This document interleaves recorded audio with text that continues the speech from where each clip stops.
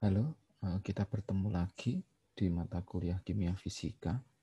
Hari ini kita akan belajar mengenai pengelompokan sistem koloid.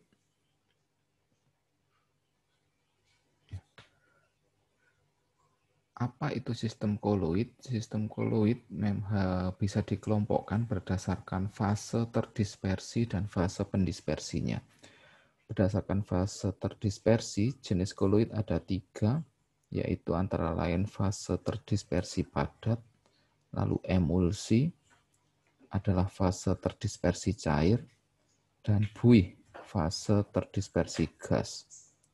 Koloid dengan fase pendispersi gas disebut aerosol.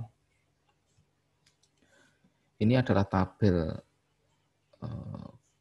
koloid dengan fase terdispersi dan medium dispersi.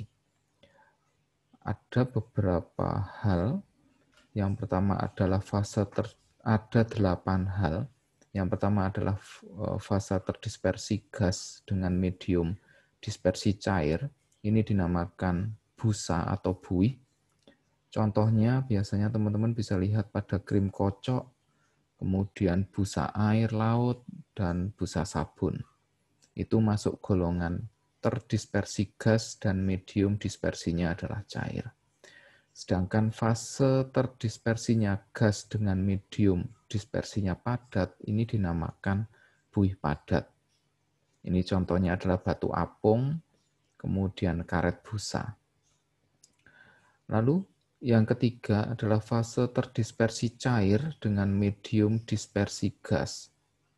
Namanya adalah aerosol, contohnya adalah awan kabut. Kemudian fase terdispersi cair dengan medium dispersinya cair juga, namanya adalah emulsi. Contohnya adalah susu, krim, santan, minyak ikan.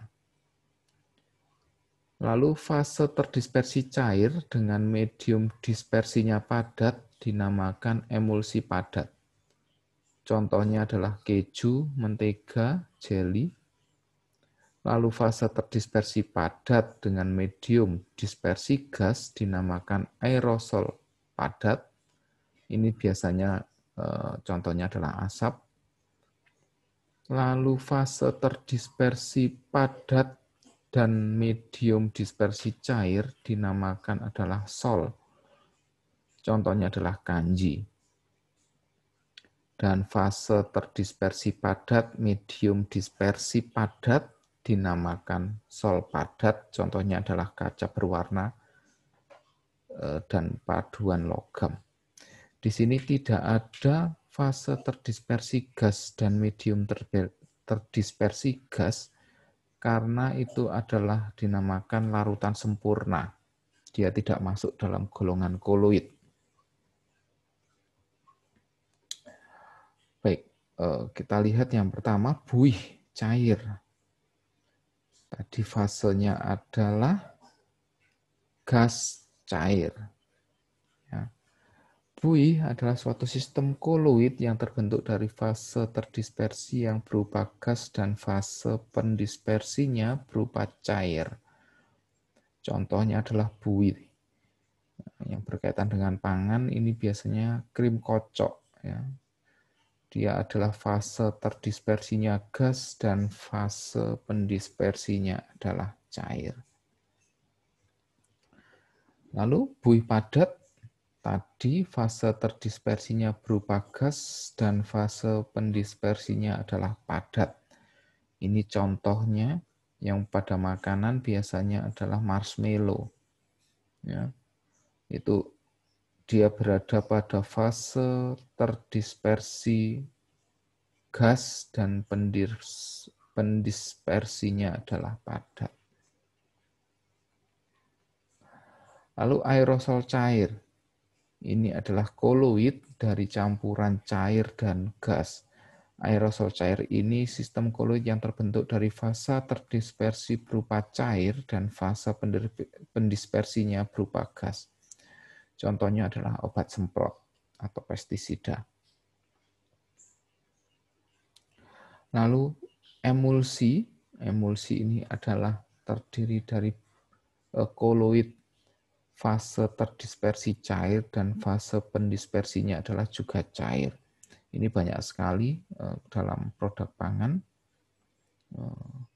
Sebagai contoh adalah santan, susu, itu masuk dalam emulsi cair.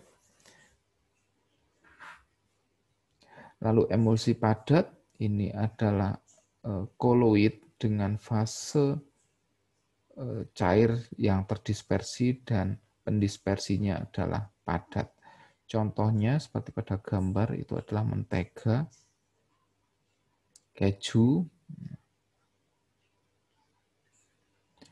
Lalu aerosol padat, ini adalah koloid yang terbentuk dari fase terdispersi berupa padat dan fase pendispersinya adalah gas.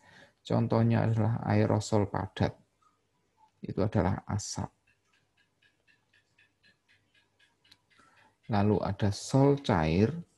Ini adalah sistem koloid yang terbentuk dari fase terdispersi berupa padat dan fase pendispersinya adalah cair.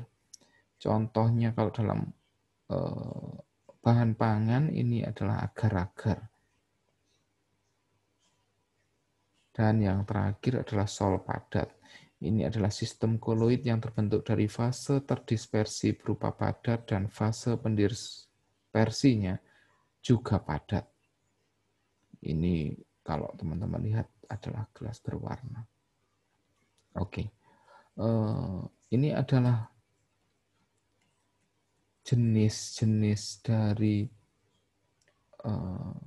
koloid yang biasa kita gunakan.